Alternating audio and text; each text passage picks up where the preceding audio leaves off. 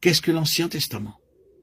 Dans son ensemble, il peut se ramener à quelques grandes figures représentatives de Jésus-Christ. Des deux principales, le tabernacle et le temple. Arrêtons-nous à la seconde. Le temple est une représentation du Seigneur Jésus dans toute sa plénitude, tant en ce qui concerne sa personne qu'en ce qui concerne son œuvre. C'est à ce titre-là qu'il occupe la place centrale dans la vie du peuple d'Israël. L'un et l'autre sont absolument solidaires. Ils ne font qu'un.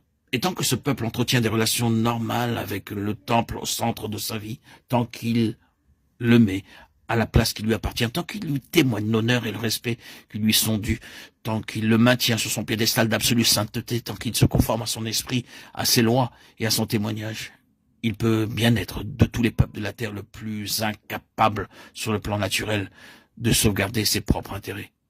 Il n'en jouit pas moins d'une suprématie absolue. De toutes les nations de la terre, il n'en est pas une qui soit capable de lui résister. Voilà pourtant des gens qui n'ont aucun entraînement dans l'art de la guerre.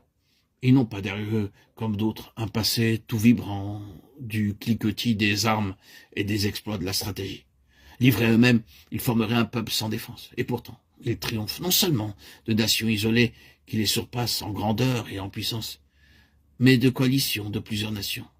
Et quand bien même elles alignent contre eux toutes leurs forces conjuguées, tant qu'ils demeurent fidèles à ce centre de gravité, le temple, ce sont eux qui ont le dessus. Cet élément central n'est autre qu'une représentation du Seigneur Jésus dans sa vie et son œuvre. Quelle interprétation donner à cette histoire? Celle-ci.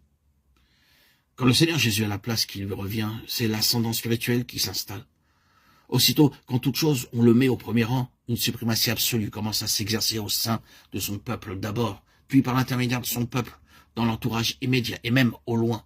Christ est tout, en tous et en tout. Quand cette parole se réalise, rien ne tient devant lui. Que le Seigneur Jésus ait la place qui lui est due dans le cœur et dans la vie des siens.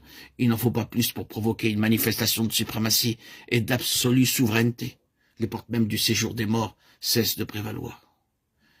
Quant au Nouveau Testament, il nous met en présence de petits groupements de peu d'importance, minuscules même, comparés au peuple qui couvre la terre, méprisé, rejeté, incapable d'ouvrir la bouche sans être durement molesté, et qui attire sur eux pour finir un emportement organisé et la haine de toutes les nations du monde. Toutes les ressources de l'empire de fer vont être mobilisées pour tâcher de balayer de la terre cet humble rebut de la société et faire disparaître de l'histoire jusqu'à son souvenir. Or, qu'est-il arrivé?